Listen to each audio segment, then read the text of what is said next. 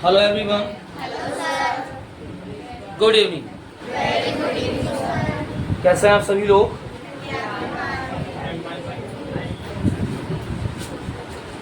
All are fine? Very fine or fine? Very fine. That's very good.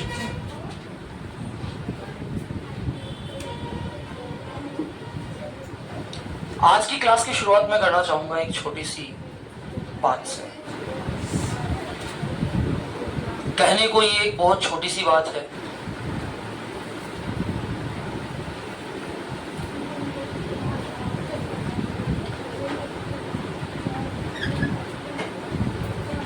आपको कोई मिठाई बहुत पसंद है और जो मिठाई आपको बहुत पसंद है वो आपकी मम्मा के द्वारा आपके लिए बनाई गई। मम्मा ने खूब मेहनत की, काफी टाइम भी स्पेंड किया और उस टाइम को स्पेंड करने के बाद मम्मा ने उस मिठाई को बना लिया। जब आपने उस मिठाई को टेस्ट किया और टेस्ट करने के बाद आपने कहा कि मम्मा, it is the real test of my life, एक छोटा सा प्रश्न यहां बनता है, सबसे ज्यादा खुशी किसे हुई? आपको, जिसने उस मिठाई को खाया जो आपकी फेवरेट मिठाई थी। सबसे ज्यादा खुशी किसे हुई? You who eat the sweet, या फिर सबसे ज्यादा खुशी हुई ममा को हु मेक द स्वीट? बहुत ही नॉर्मल क्वेश्चन यहां प्रिपेयर किया है मैंने। जब आपने अपनी सबसे फेवरेट स्वीट, सबसे फेवरेट डिश को खाया तो क्या आपको खुशी नहीं हुई? जब आपने कहा कि it is the best sweet of my life, it is the best taste of in my life, तो क्या ममा को खुशी नहीं हुई? क्या हम दोनों की खुशी की तुलना कर सकते हैं कि किसको खुशी ज्यादा हुई? चलो, मैं अब तुलनात्मक अध्ययन करता हूं कि जब आपने मिठाई खाई तो मिठाई का स्वाद आपके मुंह में लगभग 5 मिनट रहा। आपकी खुशी कितने मिनट की? 5 मिनट्स। ममा ने मिठाई को बनाकर तैयार कर दिया, उस टाइम को एड नहीं करते, लेकिन जब आपने कहा कि the sweet meat is very tasty, ये एक शब्द सुनकर, एक वाक्य सुनकर ममा को 5 मिनट के लिए खुशी हुई।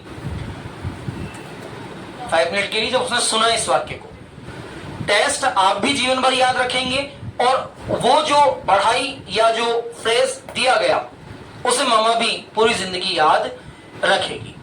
लेकिन जब आपने मिठाई खाई, क्या आपके माइंड में मम्मा के द्वारा किए जाने वाले सारे कार्य का ब्यौरा था? यदि मम्मा ने आपके लिए बेसन की मिठाई बनाई तो क्या आपके माइंड में था कि मम्मा उस बेसन को लेने के लिए मार्केट गई होगी? मम्मा ने तेल अथवा घी गर्म किया होगा, मम्मा ने गर्म तेल अथवा घी के अंदर उस बेसन की सिकाई की होगी। किस तरह मम्मा ने उस मिठाई को बनाने के लिए उस मिठाई के अंदर अलग अलग मसाले डाले होंगे, कितनी शक्कर डाली होगी? क्या आपके माइंड में यह सब था? टेल मी ऑनेस्टली, क्या आपके माइंड में ये सब चीजें थी क्या? आपने केवल क्या किया? मिठाई का टेस्ट। आपने केवल क्या किया? मिठाई का टेस्ट। और वो मिठाई का टेस्ट आप लाइफ टाइम याद रखेंगे। और उस मिठाई के टेस्ट को करने के बाद जो कॉम्प्लीमेंट आपने मम्मा को दिया, वो कॉम्प्लीमेंट लाइफ टाइम कौन याद करेगा? समझ में आ रहा है मैं क्या कहना चाह रहा हूं? हम दिन के 24 घंटे इंग्लिश नहीं बोलते हैं, हम दिन के 24 घंटे इंग्लिश नहीं बोलते हैं, लेकिन हमारे द्वारा बोला गया अगर एक सेंटेंस भी कॉम्प्लीमेंट के लिए एबल हो जाता है तो आपका इंग्लिश पढ़ना, आपका इंग्लिश बोलना, आपका इंग्लिश सीखना सक्सेसफुल होता है।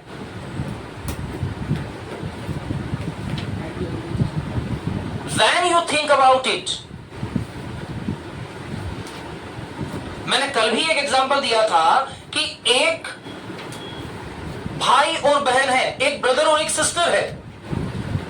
वो वो दिन के 24 घंटे में से 23 घंटे 55 मिनट लड़ते हैं। ध्यान दीजिएगा मेरी बात पर। भाई बहन है जो दिन के 23 घंटे 55 मिनट लड़ते हैं। जब खाना खाएंगे तो लड़ेंगे, पानी पिएंगे तो लड़ेंगे। पहले तूने कैसे पी लिया पानी, पहले मैं पीऊंगा, तेरा झूठा पानी पीऊंगा मैं। खाना खाएंगे तो लड़ेंगे, बेड पर सोने चले जाएंगे तो एक दूसरे को लात घुसे चलाएंगे। लेकिन दिन के किसी 5 मिनट के अंदर उन्होंने साथ खड़ा होकर और इस तरह से स्माइलिंग वाला एक पोज लिया और उस पोज को उन्होंने अपनी सोशल साइट पर अपलोड किया और लिखा माई स्वीट ब्रदर, ब्रदर ने लिखा माई स्वीट सिस्टर।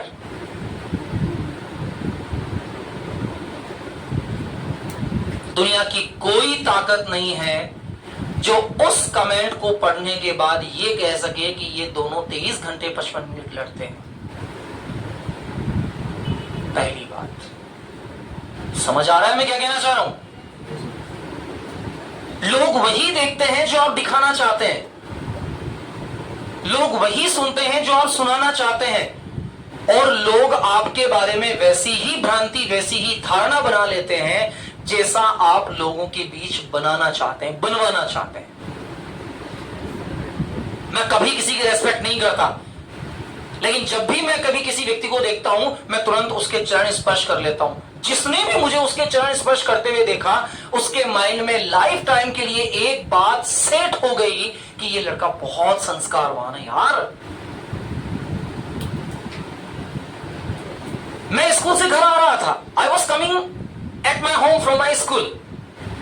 जब मैं स्कूल से घर आ रहा था तो एक बूढ़ी दादी थी जो किसी गट्टर को उठाने की कोशिश कर रही थी, वो उठा नहीं पा रही थी। मैं कभी किसी की हेल्प नहीं करता, लेकिन पता नहीं उस दिन क्या हुआ कि मैंने उस दादी की हेल्प कर दी, उस गट्ठर को उठाया, उसके सिर पर रखने लगा और फिर मुझे याद आएगा दादी आप परेशान हो जाओगी, मैं साइकिल लेके जा रहा हूं, आप मेरी साइकिल के बीच रख दो, मैं छोड़ दूंगा। इस काम को करते हुए मुझे 50 लोगों ने देखा। धारणा क्या बनी? ये लड़का बहुत दयालु है, कल पढ़ा तो था हमने। He is a very kind boy, he is a very kind person। उस 5 मिनट का जो काम था वो हर उस व्यक्ति के दिमाग में बैठ गया, हर उस व्यक्ति के दिमाग में इम्प्रिंट हो गया जिस व्यक्ति ने आपको उस काम को करते हुए देखा। यही कंडीशन लैंग्वेज के साथ होती है। जब आप किसी व्यक्ति के सामने बोलते हैं तो आप 10 घंटे इंग्लिश में बात कीजिए, कोई मायने नहीं रखता है। लेकिन जैसे ही आप कहीं जा रहे हैं और जाते ही आप किसी के टच हो जाते हैं और आपने तुरंत कहा sorry sir, I am really very sorry, अब आपकी छवि बदल गई।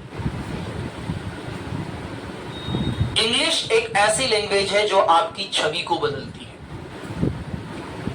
इंग्लिश आपकी पर्सनैलिटी, व्यक्तित्व को डेवलप करती है।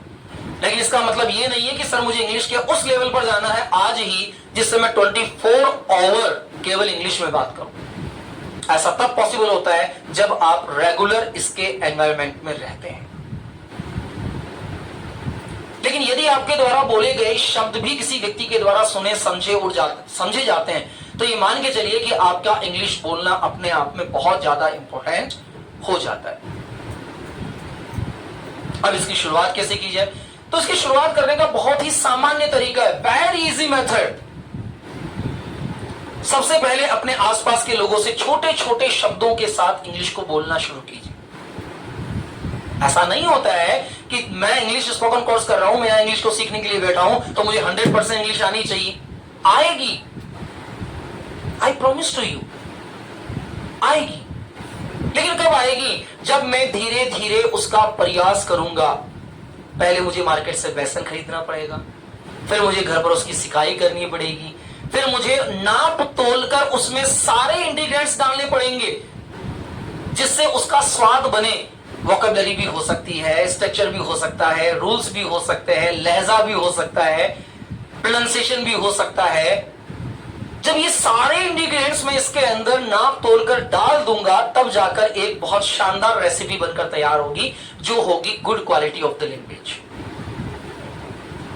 अब भले ही फिर मैं उस मिठाई को जो मैंने बनाई है मैं छोटे बच्चे को खिलाऊंगा तो भी उसका कॉम्प्लीमेंट होगा, इट्स वेरी गुड। मैं बूढ़े व्यक्ति को खिलाऊंगा तो भी उसका कॉम्प्लीमेंट होगा, इट्स वेरी गुड। मैं किसी युवा व्यक्ति को खिलाऊंगा तो भी उसका कॉम्प्लीमेंट क्या होगा, इट्स वेरी गुड। ऐसा कॉम्प्लीमेंट क्यों होगा, क्योंकि मैंने उस स्वीट को बनाते समय हर उस चीज का ध्यान रखा है जिससे उसे टेस्टी बनाया जा सके। तो जब मैं बोलता हूं तो मैं मेरी लैंग्वेज में उन सारे इंडिकेटर्स को शामिल क्यों नहीं करता हूं? जब मैं इंग्लिश बोलने की प्रैक्टिस करता हूं, जब मैं इंग्लिश बोल रहा होता हूं, तब मैं क्यों अपना प्रोनाउंसिएशन सही नहीं रखता हूं? जब मैं इंग्लिश बोल रहा होता हूं, क्या जरूरी है क्या यार, दुनिया के अंदर 100 प्रकार के मसाले हैं, तो किसी चीज को टेस्टी बनाने के लिए क्या पूरे 100 मसाले डाल दूं मैं उसके अंदर? पॉसिबिलिटी है क्या? तो मैं अपने माइंड में ये क्यों सोचूं कि मुझे 1000 मीनिंग याद होंगे तब जाकर मैं इंग्लिश बोलूंगा? क्या मैं ये नहीं सोच सकता कि अगर मैंने किसी को थैंक यू कह दिया तो ये भी तो एक इंग्लिश का छोटा सा इंडिकेट, एक मसाला ही तो है, और क्या है? अगर मैंने किसी को सॉरी कह दिया तो ये भी तो एक शब्द ही है। अगर मैंने कह दिया he is a kind person, तो क्या ये इंग्लिश नहीं है क्या? क्या ये सेंटेंस नहीं है? क्या ये वाक्य नहीं है? क्या ये वाक्य को बोलने का तरीका नहीं है? ना मेरे पास गैस है, ना मेरे पास चूल्हा है, ना मेरे पास कढ़ाई है, ना मेरे पास मसाले हैं, और मैं सोचना चाह रहा हूं कि नहीं साहब मिठाई तो टॉप बनाऊंगा। पॉसिबिलिटी हो सकती है क्या ये? एग्री नहीं होना मुझसे? डालो मसाले। No I don't agree with you, यहां से शब्दों को शुरू करो। जब किसी व्यक्ति की पर्सनैलिटी के बारे में बात करते हैं तो व्यक्ति की पर्सनैलिटी कई प्रकार की हो सकती है। काइंड हो सकता है, पुअर हो सकता है, थीफ हो सकता है, ऑनेस्ट हो सकता है, डिसऑनेस्ट हो सकता है, पुअर हो सकता है, रिच हो सकता है, किसी भी प्रकार का व्यक्ति हो सकता है। तो जब किसी व्यक्ति की विशेषता के बारे में आप बताते हो तो वहां हमने कल सीखा था कि हम सब्जेक्ट के साथ बी को ऐड कर देते हैं। बी के अंदर 5 फॉर्म होती है, बोलो कौन कौन सी होती है? इज, वह दयालु है, वह दयालु नहीं है, क्या वह दयालु है, क्या वह दयालु नहीं है, मैं गरीब हूं, मैं गरीब नहीं हूं, तुम अमीर हो, तुम अमीर नहीं हो, तुम बेईमान हो, तुम चोर हो, तुम चोर नहीं हो, तुम ईमानदार नहीं हो, तुम गरीब नहीं हो, क्या तुम ईमानदार हो? Are you honest? हॉनेस्ट नहीं होता है, ऑनेस्ट। क्या तुम ईमानदार हो? क्या तुम ईमानदार नहीं हो? हाँ मैं ईमानदार हूं, हाँ मैं ईमानदार नहीं हूं, हाँ मुझे आम पसंद है, हाँ मुझे आम पसंद नहीं है, मैं काम कर रहा हूं, मैं स्कूल जा रहा हूं, मैं स्कूल नहीं जा रहा था। एम क्यों लगा रहे हो भैया? हींग क्यों डाल रहे हो हलवे में? हलवे में हींग कौन डालता है भाई? कोई डालता है क्या? मैं कह रहा हूं मैं स्कूल जा रहा था, आप बोल रहे हो I am going to school, अब हलवे में हींग डाल रहे हो, गालियां निकालेंगे लोग। मैं स्कूल जा रहा था, मैं स्कूल नहीं जा रहा था, क्या तुम मेरी स्कूल जा सकते हो? Can you go to my? नहीं, मैं तुम्हारे साथ तुम्हारी स्कूल नहीं जा सकता हूं। No I can't go to your school with you. ये विद इलायची अच्छे टेस्ट के लिए, इनको कहा जाता है प्रीपोजिशंस। क्या कहा जाता है? अब जब किसी की विशेषता अथवा अधिकार बताते हैं, गुण बताते हैं, तो हम वहां यूज लेते हैं subject plus subject plus subject plus be plus object. Subject plus be plus. मेरे मामा गरीब है, मेरा भाई बहुत सुंदर है।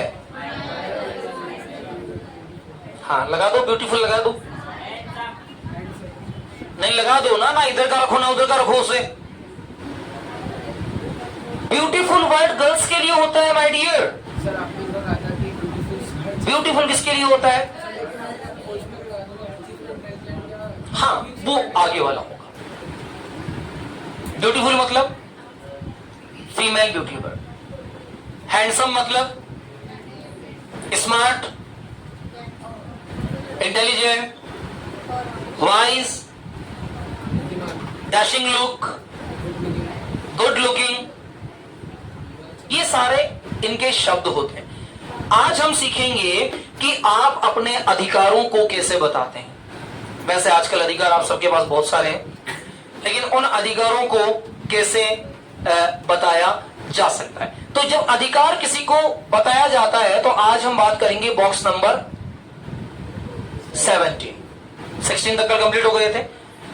जिन्होंने एक भी बॉक्स नहीं देखा, मैंने पहले कहा था और आज फिर कह रहा हूं, यदि आप आफ्टर द क्लास अपनी वीडियोस को रेगुलर रिव्यू नहीं करते हैं तो बहुत कमी रहेगी। रेगुलर कुछ मेंबर हैं जो रेगुलर रिव्यू करते हैं, और रेगुलर कमेंट करते हैं, मिसेस रिंकी एंड रुद्रांश। एक भी दिन ऐसा नहीं जिस दिन उन्होंने किसी भी वीडियो के कमेंट बॉक्स के अंदर आंसर्स नहीं सेंड किए हैं। एक भी दिन ऐसा नहीं। एक स्टडी विद निही कुछ ऐसा है, whose channel is Sonali. She regular comments, रोजाना कमेंट्स करती है। रेगुलर आपके लिए छोटे छोटे क्वेश्चन बैंक डाले जाते हैं, रेगुलर। आज भी मैंने एक कमेंट डाला था, what is the proper spell of the प्रधानाचार्य। प्रधानाचार्य की सही स्पेलिंग क्या होती है? दो ऑप्शन दिए थे, PRINCIPAL, PRINCIPLE। अब देखो तो पता पड़े ना। अब तक कम से कम मैं 10 कंफ्यूजेबल वर्ड डाल चुका हूं। आप देखें, उसको ट्राई करें, तब जाकर तो आंसर निकलेंगे ना कि आज सर ने कौन सी क्विज भेजी है। रेगुलर क्विज भेज रहा हूं, रेगुलर। हम देखते ही नहीं देखें क्यों? देखेंगे तो सर का वो टाइम बढ़ जाएगा, कल ना पैसा कमा लेंगे बिना वजह। क्या मतलब है? मत देखो, तुम सर्टिफिकेशन करना ही नहीं है कहीं। टोटल टाइम देखूंगा, किसने कितने वर्क कंप्लीट किया है, किसने कितना हार्ड वर्किंग किया है, कौन कितने दिन कंप्लीट यहां आया है और किसने कितना homework with ordinary condition and extra ordinary condition clear किया। घूमते जाना अगले 6 महीने और। छोड़ने वाला नहीं मैं। जब तक नहीं सीखोगे नहीं छोड़ूंगा। जब तक 100% नहीं सीखोगे मैं नहीं छोड़ूंगा। मुझे क्या है, मुझे बैठना है, यहां बैठ जाऊंगा आके। But you have to learn. मेरा कुछ नहीं जाना है, मेरा कुछ नहीं जाना है। एक 5 रुपए की चॉकलेट लेते हो, गलती से वो पिघल जाती है तो उसका रैपर तक चाट जाते हो, नालायक हो। यहां 5-5, 6-6 हजार रुपए देकर बैठे हो। इतनी एबिलिटी अपने आप में रखोगे, खा जाओ टीचर को। नहीं पढ़ाया तो कैसे नहीं पढ़ाया, पैसे वापस करो, फीस वापस दो। इतना भाव होना चाहिए तो टीचर और स्टूडेंट दोनों क्या रहेंगे? एक्टिव रहेंगे। सर आज मत पढ़ाओ, कोई बात नहीं, कल पढ़ लेंगे। अब मैं भी ले जी, तुम भी ले जी। मेरा काम तुमसे पैसा लेने का और मेरा काम तुम्हें याद बिठाने का। ऐसा मत बनाओ। इतना एक्टिव रहो कि एक एक शब्द, अगर 10,000 शब्दों को भी सीखने का मौका मिले तो सीखेंगे। एक महीना अगर 2 घंटे ज्यादा पढ़ना पड़े, पढ़ेंगे, कोई दिक्कत नहीं है, कोई इश्यू नहीं है। लेकिन आपकी लाइफ में कोई मौका ऐसा नहीं आना चाहिए जब आपके माइंड में एक पॉइंट नेगेटिव हो कि उस व्यक्ति ने मुझे ये नहीं पढ़ाया। हर मेंबर को मैं अनलिमिटेड चांसेस देता हूं, अनलिमिटेड मौका देता हूं कि आप लास्ट टाइम तक भी लर्न करें, लास्ट टाइम तक भी पढ़ें। अगर मेरे बुढ़ापे में भी तुम आकर कह दोगे ना कि सर मैं वो मॉडल नहीं पढ़ाया था, मैं बुढ़ापे में तुम्हें पढ़ा दूंगा। लेकिन सीखना बेटा, आज का समय निकल गया, ये कभी लौट कर नहीं आने वाला है। आज जो तुमने सीख लिया ये हमेशा तुम्हारे साथ रहना है, ये बिल्कुल फाइनल तय है। बात करते हैं अधिकारों की बॉक्स नंबर 17 के साथ। तो अधिकार को इंग्लिश में कहा जाता है पजेशन। क्या कहा जाता है? What is the word for the अधिकार इन इंग्लिश? पजेशन। मैं क्विज डालूंगा, देखता हूं कितने बच्चे याद रखते हैं कि अधिकार को इंग्लिश में क्या कहा जाता है। Yesterday was 17, so today we will learn box 18. Okay. Box number 18. अब जो पजेशन है, ये पजेशन किसी भी चीज के अधिकार को दिखाता है। अब अधिकार क्या होता है, ध्यान दीजिए। किसी वस्तु पर अधिकार कितने लोगों का हो सकता है? मेरा, तुम्हारा, हमारा। ठीक है? इन सब में कॉमन अधिकार हो सकता है उसका। इनके अलावा कोई अधिकार हो सकता है क्या? कोई अधिकार वाला शब्द आपके माइंड में है जो इनके अलावा हो, यानी कि मेरा, तुम्हारा, हमारा? ये साफ दिखाई दे रहा है बोर्ड? अगर नहीं दिखाई दे रहा है तो लाइट को ऑफ कर दीजिए। Now it is clear? No. Now it is clear? Yes. मेरा, तुम्हारा, हमारा, उसका। अब इस अधिकार को शो करने के लिए हम क्या करते हैं, हमारे यहां स्ट्रक्चर होता है subject plus have plus object. क्या स्ट्रक्चर होता है? Subject plus have plus object. बहुत सामान्य सा स्ट्रक्चर, बेटा प्लीज लिखिएगा मत आप, अभी पहले समझ लीजिएगा। मैं लिखने के लिए 10 मिनट एक्स्ट्रा दे दूंगा। हम लिखकर कुछ नहीं सीख सकते। जितने लोगों ने नोट्स बनाकर प्लेन उड़ाना सीखा सब मर गए हैं। जितने लोगों ने नोट्स बनाकर तैरना सीखा सब डूब गए हैं, क्योंकि नोट्स बनाने से हम प्रैक्टिकल नहीं सीख पाते, है ना बेटा? तैरना सीखना है ना तो पानी में कूदना पड़ेगा, नोट्स बनाने से कोई मतलब नहीं। अंग्रेजी बोलना सीख रहे हैं और बना रहे हैं नोट्स। क्या बना रहे हैं? नोट्स। खाना है पनीर टिक्का और खा रहे हैं बेसन की सब्जी, बना रहे हैं बेसन की सब्जी। अब तुम बेसन की सब्जी बनाओगे तो पनीर टिक्का नहीं खा पाओगे। पनीर टिक्का खाने के लिए पनीर टिक्के को बनाना सीखना है तो वही चीज बनाना सीखो। आज सर खाने पीने की बातें पता नहीं क्यों ज्यादा कर रहे हैं यार, 2 दिन से कुछ नहीं खाया यार, परसों फास्ट, कल फास्ट, आज भी कुछ नहीं खाया। तो खाने पीने की इट स्टैंड्स टू रीजन। और पूछो, और पूछो क्यों नहीं खाया? It stands to reason. देखो याद आ गया, इट स्टैंड्स टू रीजन। अब इट स्टैंड्स टू रीजन का प्रयोग कब करते हैं? देखो मैंने एक बात चलाई कि मैंने परसों से कुछ नहीं खाया, तो मैंने परसों से कुछ नहीं खाया तो आपके मन में पहला प्रश्न क्या उठा? क्यों? वाई। तो जैसे ही वाई पूछा तो वाई का आंसर क्या हो जाता है? जरूरी थोड़ी मैं आपकी हर बात का आंसर दूंगा, जरूरी थोड़ी आप किसी की हर बात का आंसर देंगे, जरूरी थोड़ी कोई आपकी हर बात का आंसर देगा। तो जहां आपको आंसर नहीं देना है आप कहेंगे इट स्टैंड्स टू रीजन। आज स्कूल लेट क्यों आए? खाना क्यों नहीं खाया? लेट क्यों उठे? होमवर्क क्यों नहीं किया? कल क्लास ज्वाइन क्यों नहीं की?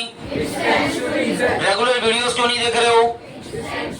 हाँ सर खुश हो गए। कोई रीजन नहीं होता है, बहानेबाजी होती है सब। अधिकार हैव के रूप में अपने पास में 3 भाई हैं, हैज, हैव और हैड। ये भाई मर चुका है, भूतकाल का है, पास्ट का। ये दोनों प्रेजेंट है, ये छोटा भाई है, ये बड़ा भाई है।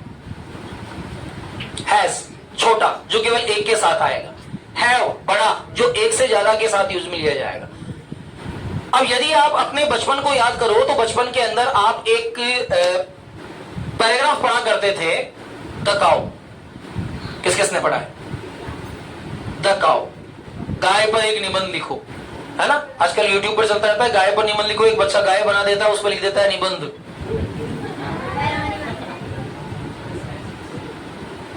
होता है ना ऐसा? एक स्टेज होता है गाय पर निबंध लिखो, ठीक है। अब लोग क्या करते हैं, यहां लिख देते हैं निबंध। क्या किया मैंने? गाय पर निबंध। अब गुरुजी नंबर नहीं दे तो क्या करें? क्योंकि प्रश्न क्या था? गाय पर निबंध लिखो। मैंने गाय बना दी, गाय पे लिख दिया निबंध, साहब गाय पर निबंध लिख दिया, 2 नंबर। क्लियर हो गया? अब यहां मुझे दिखाना है अधिकार। मुझे क्या दिखाना है? अधिकार। तो हैज जो होता है वो एक के साथ और हैव जो होता है वो एक से अधिक के साथ, लेकिन कंडीशन कौन सी होनी चाहिए? प्रेजेंट। अब मैं बात कर रहा हूं अधिकार की, तो आपने गाय पर निबंध अपने बचपन में लिखा होगा और उस निबंध में कहा होगा कि गाय के पास 2 सींग होते हैं। किसके पास होते हैं? सींगों पर किसका अधिकार? Cow has 2 horns. गाय की एक लंबी पूंछ होती है, पूंछ का अधिकार किसके पास? Cow has a long tail. गाय के 4 पैर होते हैं, काउ हैज 4 लेग्स। इन चारों टांगों पर किसका अधिकार? गाय का। तब वो दिमाग में नहीं आया होगा कि हम हैज हैज हैज क्यों लगा रहे हैं, क्योंकि हैज का मतलब होता है पोजीशन। पोजीशन मतलब अधिकार, पोजीशन मतलब अधिकार। गाय के पास 2 आंखें होती है, cow has 2 eyes, cow has 2 years, cow has A mouth, cow has a long tell, cow has 4 legs, cow has 2 long years. यही तो याद करते थे। जब इन सारे शब्दों को याद करते थे तो वहां वाक्य होता था हैज, क्योंकि गाय कितनी है? एक वचन। गाय कितनी है? एक वचन। तो जहां एक वचन संख्या के साथ, एक वचन कर्ता के साथ किसी अधिकार को दर्शाया जाएगा तो वहां हम किसका प्रयोग करेंगे प्रभु? हैज का। अगर वहां एक वचन संज्ञा न होकर के बहुवचन हो, ज्यादा लोग हो, तो ज्यादा लोगों के साथ हमें किसको दर्शाना है? हैव को। और अगर भूतकाल की बात हो तो हैज और हैव के बजाय हम किसको शो करेंगे? हैड को। हैज और हैव के बजाय किसको शो करेंगे? हैड को शो करेंगे। अब आ जाओ, चलो बात करते हैं। मेरे पास एक पेन है, तुम्हारे पास एक पेन है, उसके पास एक पेन है, ही हैज ए पेन। तो मेरा अधिकार मतलब आई हैव, तुम्हारा अधिकार मतलब यू हैव, उसका अधिकार मतलब ही हैज। अब ही हैव क्यों आ जाएगा? ही तो एक वचन है ना, सिंगुलर है ना। तो यदि ही सिंगुलर है तो वहां मुझे क्या यूज करना पड़ेगा? He has. एक पिक्चर आई थी अमिताभ बच्चन की, मेरे पास गाड़ी है, बंगला है, दौलत है, तुम्हारे पास क्या है? आई थी ना, आई थी ना, उसमें बोला है विजय दीनानाथ चौहान, किया था ना इसे। अब जब वहां वो कर रहा है तो उसका मेरे पास गाड़ी है, आई हैव कार, मेरे पास बंगला है, आई हैव बंगलो। तुम्हारे पास क्या है? What do you have? What do you have? तो उसने क्या कहा था? मेरे पास मां है। उसने क्या आंसर दिया? मेरे पास मां है, आई हैव मदर। तो मैंने आपसे पूछा कि मेरे पास एक पेन है, तुम्हारे पास क्या है? I have a pen, what do you have? मेरे पास एक कार है, तुम्हारे पास क्या है? मेरे पास एक बंगला है, तुम्हारे पास क्या है? तुम्हारे पास एक बंगला है, मेरे पास क्या है? What do I have? मेरे पास क्या है? तो जब अलग अलग अर्थों में पूछते हैं तो भी अधिकारवाची शब्द होंगे, तो भी हम किसका प्रयोग करेंगे? हैव का प्रयोग। अब मैं हैव से संबंधित शब्द बोल रहा हूं, आप कोशिश कीजिएगा कि उन्हें बना सके। ठीक है, मेरे पास 100 रुपए हैं, मेरे पास 100 रुपए नहीं है, मुझे 100 रुपए देना, प्लीज गिव मी 100 रुपीज। मेरे पास 100 रुपए नहीं है, आई हैव नॉट 100 रुपीज। मेरे पास एक गाड़ी है, मेरे पास एक गाड़ी नहीं है, क्या मेरे पास एक गाड़ी है? Have I has a car. Has का मतलब रखना, अधिकार। हैव का मतलब helping verb.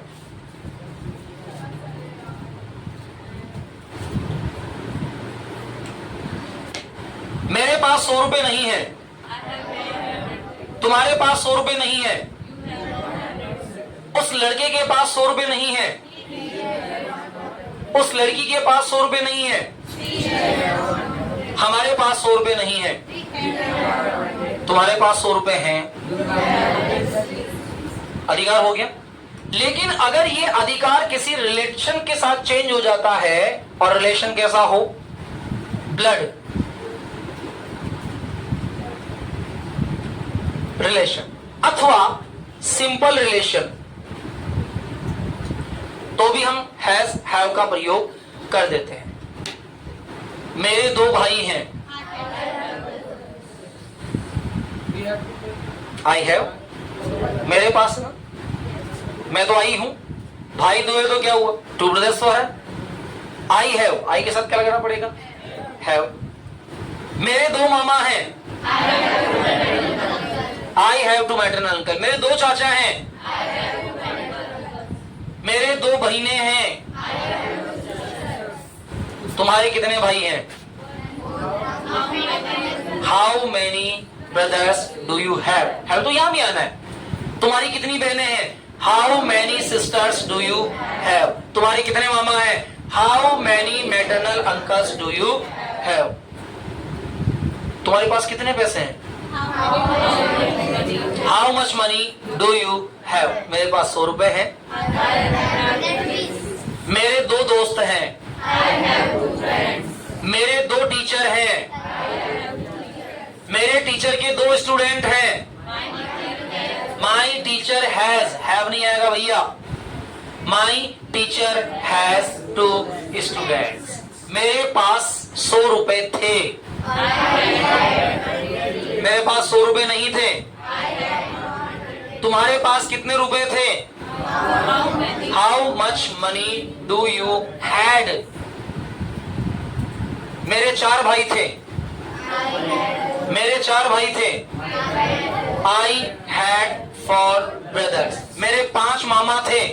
I had 5 maternal uncles. समझ में आ गया?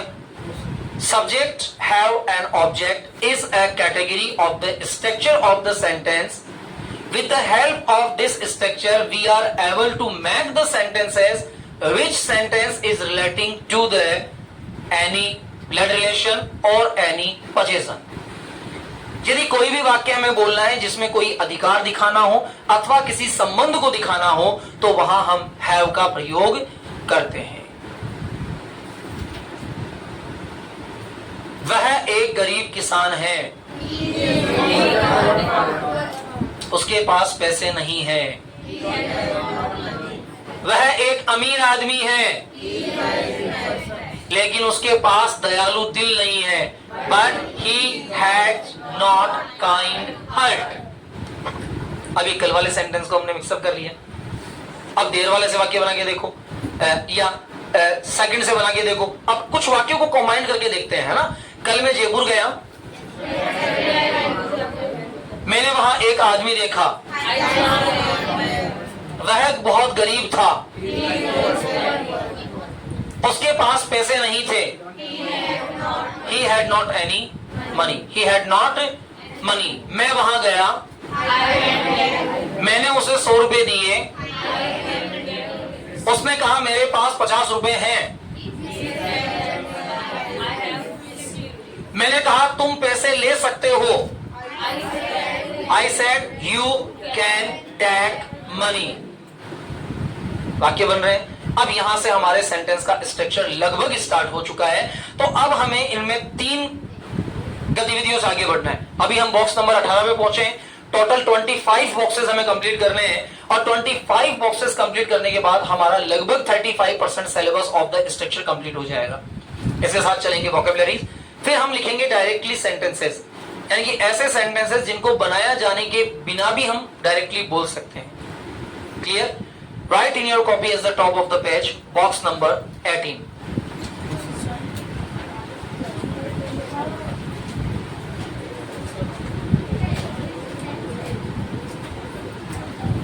अब गाड़ी कितनी बजे आती है आपकी?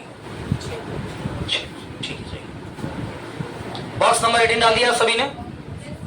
चलिए ठीक है। लिखिए सब्जेक्ट प्लस, सब दिखाई दे रहे हैं इसमें? Subject plus have plus object,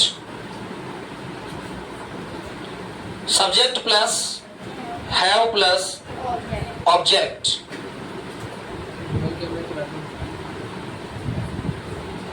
subject plus Where is the function of the drill camera? Subject plus have plus object. We use have. We use have for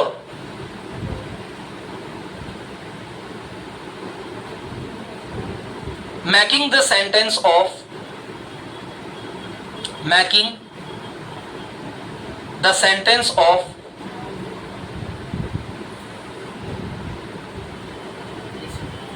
relation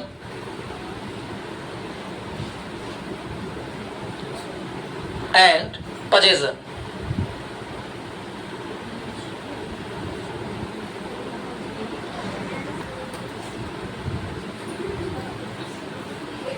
Write sentence number first.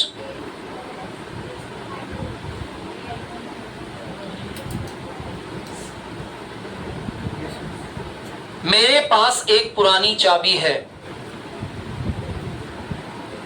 जो sentences आपको लिखवाए जा रहे हैं उन्हें आप comment box में 100% share करें। ध्यान दीजिएगा, मैंने पहले कहा था कि मेगा रिवार्ड के लिए वही व्यक्ति एलिजिबल होगा जो कमेंट बॉक्स में रेगुलर अपने आंसर्स को सेंड कर रहा है। और अभी तक द टॉपर्स कमेंटर्स में केवल 2-3 कैंडिडेट शामिल है, जिनमें टॉपर कैंडिडेट्स के अंदर शामिल है Mrs Rinki and Rudransh, and second पर है Miss Sonali and Mrs Rani.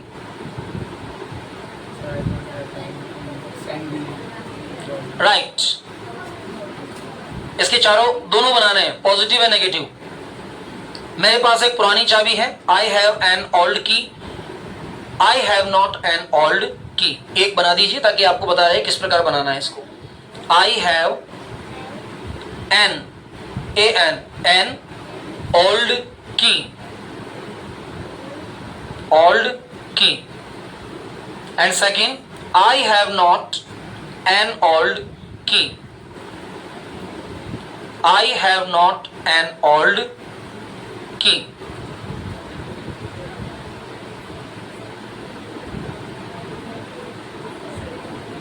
Number 2, उसके पास मेरा पर्स है, उसके पास मेरा पर्स है, उसके पास मेरा पर्स है। अब यहां उसके का जो भाव है आप अपने अनुसार ले सकते हैं, ही और शी दोनों में से कोई। अगर आप ही लेते हैं तो आप लिखेंगे he has my purse, he has my purse. और शी लेते हैं तो शी हैज माई पर्स। दोनों बनाने हैं इसके भी, पॉजिटिव एंड नेगेटिव।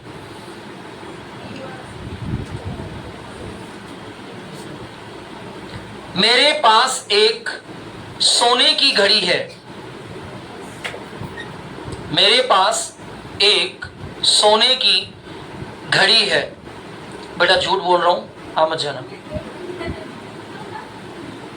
मेरे पास एक सोने की घड़ी है। मेरे 2 मामा हैं। सारे सेंटेंसेस दोनों भाव में बनेंगे, पॉजिटिव और नेगेटिव। मेरे 2 मामा हैं। I have 2 maternal uncles and I have not 2 maternal uncle.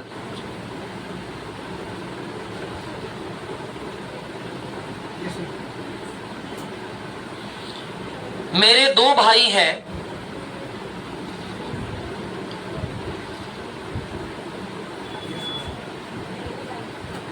Coma लगाइएगा। मेरे 2 भाई हैं, एबस्टॉप, कोमा लगाइएगा। बड़ा भाई बहुत दयालु है, लेकिन बड़ा भाई, मेरे 2 भाई हैं, बड़ा भाई बहुत दयालु है,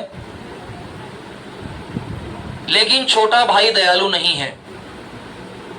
I have 2 brothers, my elder brother is very kind but my younger brother is not kind. कल वाले बॉक्स के साथ मिक्सअप करने हैं।